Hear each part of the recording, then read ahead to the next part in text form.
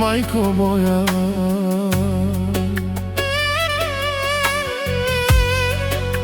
Когато баща ми беше жив, майко моя,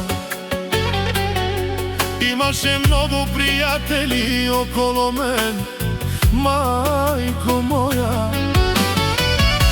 Когато баща ми си отиде, майко моя, къде изчезнаха моите братя и сестри, господари и другари?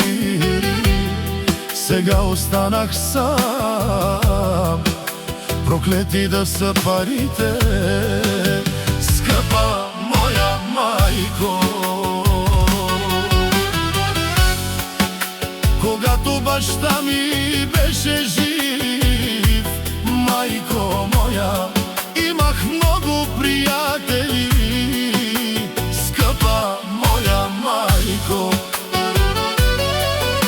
Когато баща ми си отиде от този свят, къде изчезнаха моите приятели?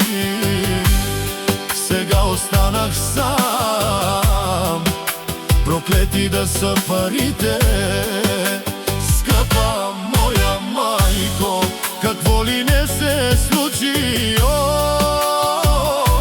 майко моя? И аз останах сам на този свят.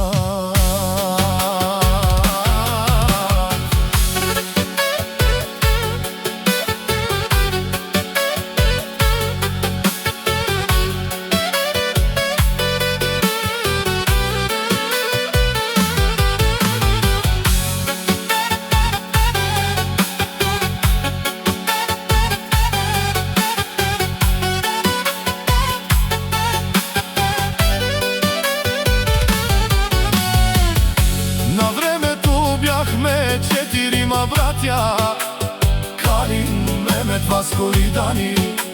Скъпа моя майко, като малки много се обичахме.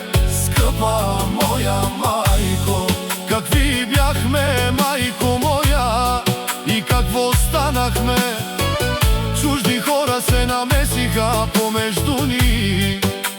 Скъпа моя майко, и аз останах сам, скъпа моя майко.